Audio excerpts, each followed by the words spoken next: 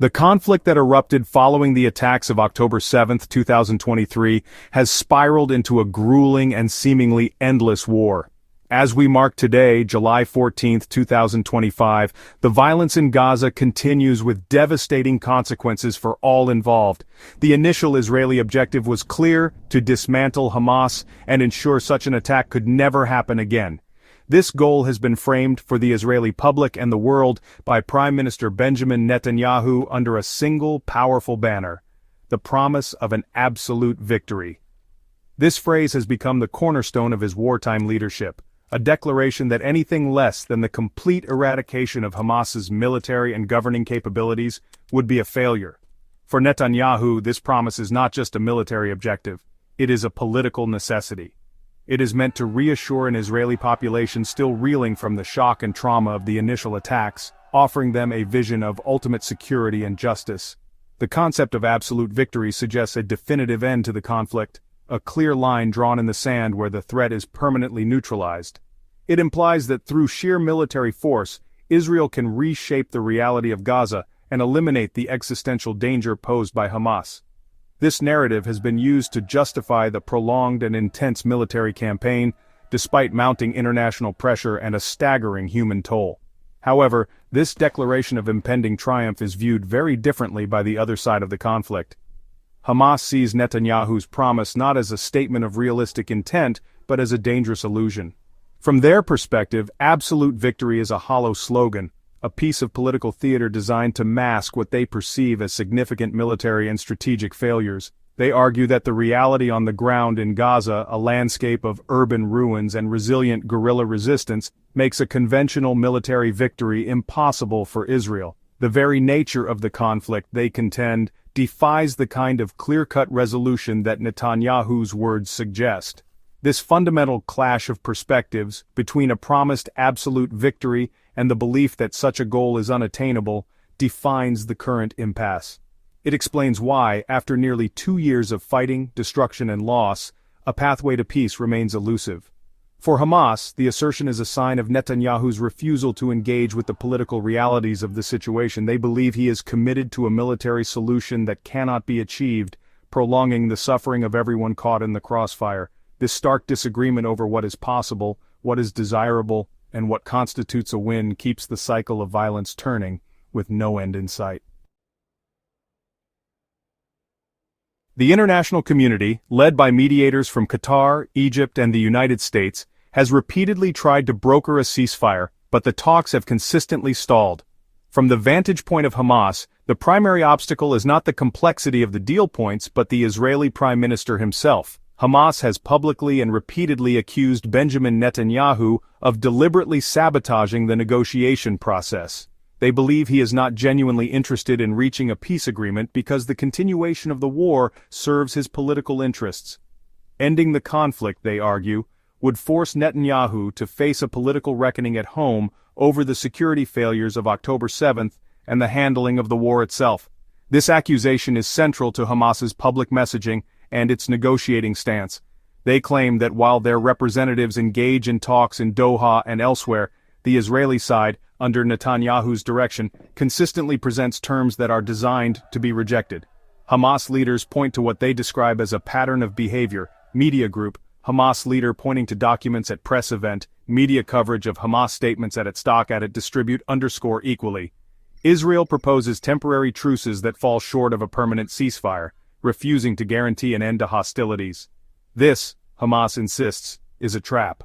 They believe accepting such a deal would allow Israel to secure the release of some hostages, regroup its forces, and then resume its military campaign from an advantaged position, leaving Gaza and its population in a state of perpetual uncertainty and vulnerability.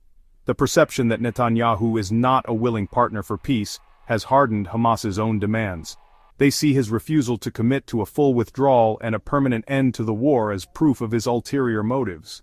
According to a statement released by the group, progress in the talks has been zero, with Israel's proposals essentially ignoring their core requirements. Hamas argues that any agreement must provide a clear and guaranteed pathway to ending the war for good. Without such assurances, backed by international powers like the United States, they see no reason to agree to a temporary pause that would, in their view, merely reset the clock on the conflict. This deep-seated distrust colors every aspect of the ceasefire talks. When an Israeli official blames Hamas for blocking a proposal, Hamas counters by framing it as another instance of Netanyahu creating a pretext for continued military action. They portray themselves as defending the basic right of the Palestinian people to live without the constant threat of renewed bombardment.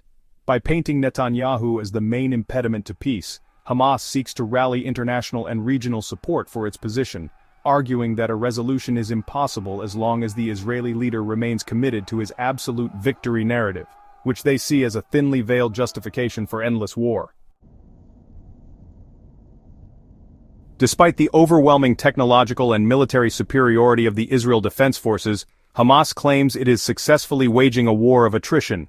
The group asserts that it has adapted its strategies to counter Israel's strengths, turning the dense, urban landscape of Gaza into a formidable defensive battleground.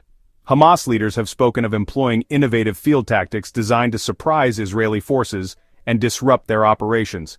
These tactics reportedly involve sophisticated ambush techniques, the strategic use of their extensive tunnel network for rapid movement and surprise attacks, and the deployment of locally manufactured anti-tank weapons that continue to pose a threat to Israeli armored vehicles. Hamas contends that these methods have allowed its fighters to inflict a steady stream of casualties on the IDF, preventing Israel from gaining full, uncontested control over key areas, even after months of intense operations. The narrative they promote is one of resilience and ingenuity against a technologically advanced giant. They argue that the longer the war drags on, the more the Israeli army sinks into the shifting sands of Gaza.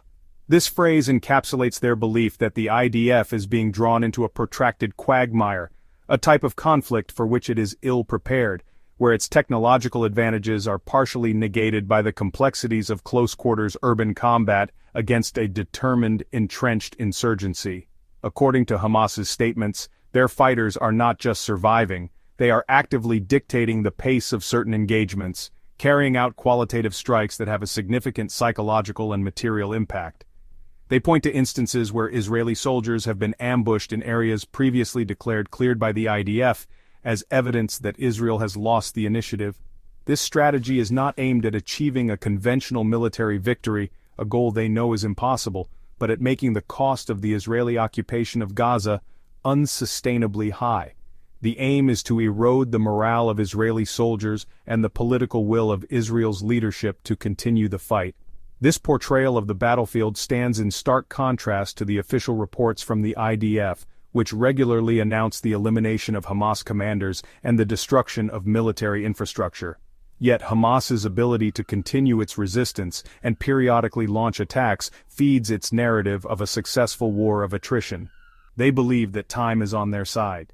Every additional day of fighting, they argue, exposes the futility of Netanyahu's goal of absolute victory and deepens the strategic predicament for Israel. The conflict becomes less about territory gained and more about the slow, grinding cost in lives, resources, and political standing.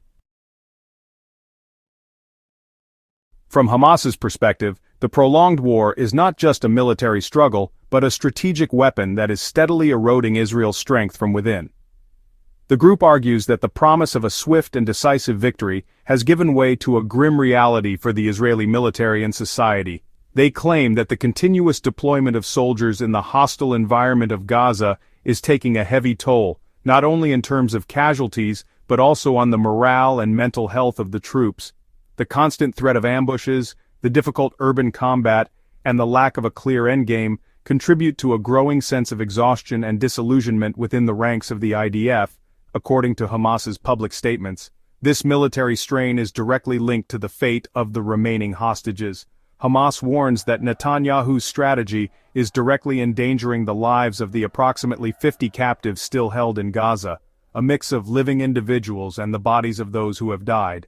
The group's messaging suggests that the intense Israeli military operations, including airstrikes and ground incursions, put the hostages at constant risk. They frame the choice as a simple one, a negotiated settlement that could bring the hostages home, or a continued pursuit of a military victory that threatens to sacrifice them. This places immense emotional and political pressure on the Israeli government, fueling protests by the families of the hostages who demand a deal. Furthermore, Hamas asserts that Netanyahu is leading Israel toward a strategic catastrophe. They argue that the war has isolated Israel on the international stage, damaged its relationship with key allies, and drained its economic and military resources. The conflict has not only failed to achieve its primary goal of dismantling Hamas, but has also ignited wider regional tensions, drawing in actors like Iran and its proxies. This, Hamas claims, has left Israel more vulnerable than before the war began. The very security that the campaign was meant to guarantee has been compromised by a myopic focus on a military solution that ignores the broader political and diplomatic consequences. The internal political landscape of Israel is another arena where Hamas sees the war taking its toll. The failure to achieve a clear victory or secure the release of all hostages has created deep divisions within Israeli society and its government. Netanyahu's far-right coalition partners push for an even more aggressive military approach, while a growing segment of the public and the political opposition calls for a diplomatic solution. Hamas views this internal strife as a sign of Israel's weakening resolve. They believe that the longer the war continues without a clear positive outcome for Israel, the more these internal fractures will deepen, ultimately proving that Netanyahu's war is, as they label it, futile and with no prospects. Section 5. Diverging demands, the core of the ceasefire deadlock. So, the primary reason for the persistent deadlock in ceasefire negotiations lies in the fundamentally incompatible demands of the two sides. The gap between what Hamas requires and what Israel is willing to offer appears at this moment on July 14, 2025, to be, well, unbridgeable. Now, Hamas has laid out a clear set of core conditions for any agreement. First and foremost, they demand a permanent end to the war and a complete withdrawal of all Israeli forces from the Gaza Strip. They insist that any temporary truce must come with explicit, internationally backed guarantees from the United States, Qatar, and Egypt that it will lead directly to a lasting peace, not just a brief pause in the fighting. For Hamas, this is a non-negotiable bottom line. They view anything less than a permanent ceasefire as a strategic blunder that would leave them vulnerable to a renewed Israeli offensive. Their other key demands include the unrestricted flow of humanitarian aid under the supervision of the United Nations or other international bodies, and the beginning of a massive reconstruction effort for Gaza. They see these conditions as essential for addressing the catastrophic humanitarian crisis and for restoring a semblance of normalcy for the Palestinian population. The rejection of these terms by Israel is seen by Hamas as definitive proof that Netanyahu's government is not negotiating in good faith and remains committed to a military resolution. On the other side, Prime Minister Netanyahu's government has its own set of rigid conditions. While Israel has shown some flexibility on the duration of a potential truce, proposing a 2-month pause in exchange for the release of some of the hostages, it staunchly refuses to commit to a permanent end to the war. Netanyahu has repeatedly stated that the conflict will only conclude when Hamas is completely dismantled, both as a military force and as a governing body. This includes the full demilitarization of Gaza and the requirement that Hamas lay down its arms, a condition that senior Hamas official Bassem Naim has flatly rejected, stating it would never be part of any negotiation. This chasm in expectations leaves mediators with an almost impossible task. Israel's position is that it cannot end the war without achieving its stated goal of eliminating Hamas, as doing so would be seen as a victory for the group and would leave the security threat on its border intact. Hamas's position is that it cannot agree to a deal that does not guarantee its survival and the end of the Israeli military presence in Gaza. Each side's core demand is the other side's absolute red line. This fundamental conflict over the ultimate outcome of the war, total victory versus survival, and political legitimacy, is the central reason why rounds of talks in Doha, Cairo, and Washington have all ended in failure. The humanitarian crisis in Gaza has become, a battleground in its own right, with plans for aid distribution mired in controversy and distrust. A major point of contention is a U.S.-Israeli proposal to bypass the United Nations and its agencies, particularly UNRWA, in favor of a new entity called the Gaza Humanitarian Foundation. This plan, backed by a leaked $2 billion budget, involves establishing 4 heavily militarized distribution points throughout the Strip. These points would be secured by a U.S. private security firm, a move that has drawn sharp criticism and raised alarms among humanitarian organizations and Hamas alike. Hamas has vehemently condemned this plan, labeling the proposed distribution points as potential death traps. They argue that militarizing aid delivery will inevitably lead to more violence and civilian casualties, pointing to previous incidents where hundreds of aid seekers have been killed at or near Israeli-controlled checkpoints. From their perspective, this plan is not a genuine humanitarian effort but a strategic move by Israel and the U.S. to assert control over the population of Gaza and sideline established international bodies. They insist that aid must be managed by neutral, experienced organizations like the UN to ensure safe and equitable distribution without a military presence. The controversy deepens with revelations about the long-term vision associated with these humanitarian plans. The leaked proposal for the foundation includes the construction of large-scale humanitarian transit areas, which are essentially massive camps. This has, fueled fears of mass displacement. These fears are compounded by public statements from Israeli officials such as Defense Minister Israel Katz, who has proposed moving up to 600,000 Palestinians into a new humanitarian city to be built on the ruins of Rafah. He has openly linked this to an emigration plan, raising the specter of the permanent displacement of Palestinians from Gaza. These proposals have been widely condemned internationally as a potential violation of international law, which prohibits the forcible transfer of populations in occupied territories. For Hamas and many Palestinians, these plans are not about providing aid, but about fundamentally altering the demography of the Gaza Strip. They see it as a continuation of the Nakba, the 1948 displacement of Palestinians. The deep suspicion surrounding the motives behind these humanitarian initiatives creates another major obstacle to any potential agreement, as Hamas refuses to cede control over a process they believe is designed to further dispossess their people under the guise of assistance. Prime Minister Benjamin Netanyahu is not only fighting a war in Gaza, but also navigating a treacherous political landscape at home. His leadership depends on a fragile right-wing coalition, and the immense pressures of the prolonged conflict are causing significant strains. He faces a difficult balancing act. On one hand, there is mounting pressure from the families of the hostages and a significant portion of the Israeli public who are desperate for a deal to bring the captives home. On the other hand, his most powerful coalition partners, Finance Minister Bezalel Smotrich and National Security Minister Itamar Ben-Gvir, represent the far-right flank and are, vehemently opposed to any perceived compromise. These ultra-nationalist ministers have made their position clear. They reject any ceasefire deal that does not guarantee the complete dismantling of Hamas. They are particularly against any agreement that would involve a significant Israeli withdrawal from parts of Gaza, or that would prevent the IDF from resuming its military campaign after a pause. They have threatened to collapse the government if Netanyahu agrees to what they consider a weak deal. This gives them immense leverage over the prime minister, effectively boxing him in and limiting his room for maneuver in the ceasefire negotiations. His political survival is tied to keeping them on board. This internal political dynamic is closely watched by Hamas, which sees it as a key factor in Netanyahu's behavior. Hamas leaders believe that Netanyahu is more concerned with placating his far-right allies and maintaining his grip on power than he is with reaching a viable agreement. They interpret his tough public stance and his refusal to guarantee a permanent ceasefire as direct concessions to ministers like Smotrich and Ben-Gvir.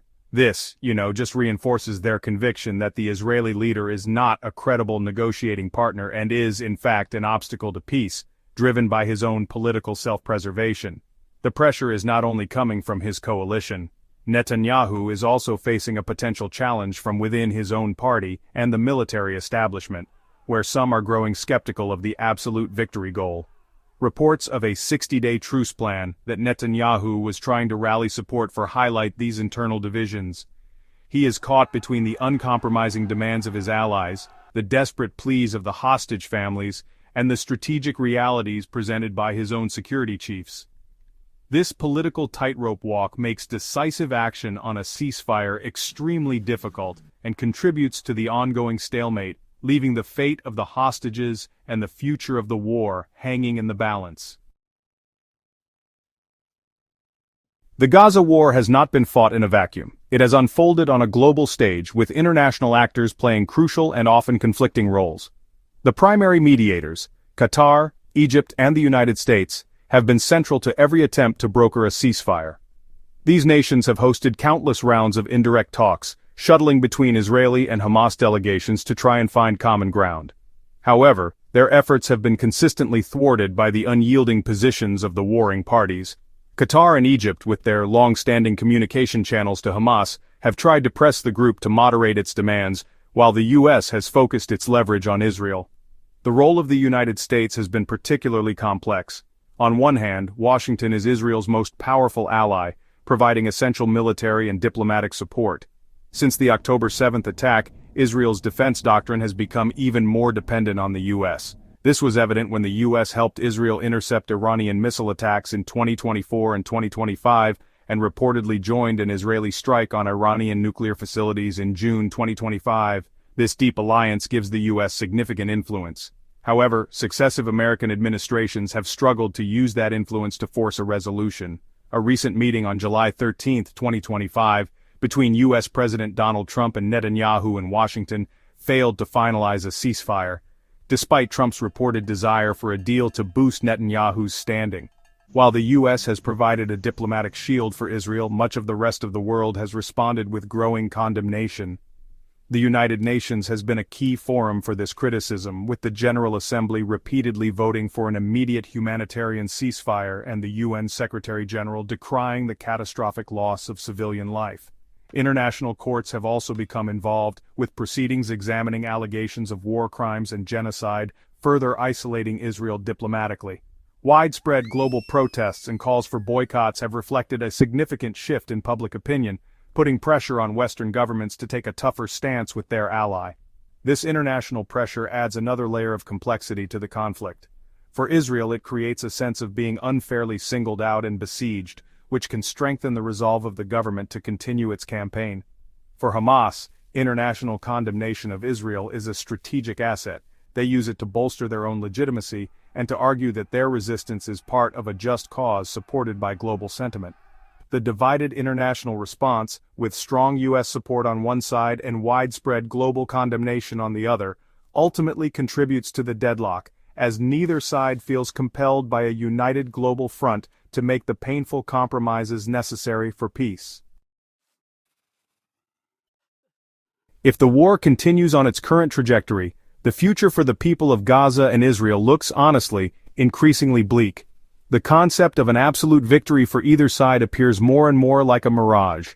For the people of Gaza, a prolonged conflict means the continuation of an almost unimaginable humanitarian catastrophe. It means more lives lost, more families displaced, and the complete annihilation of the infrastructure needed for a functional society.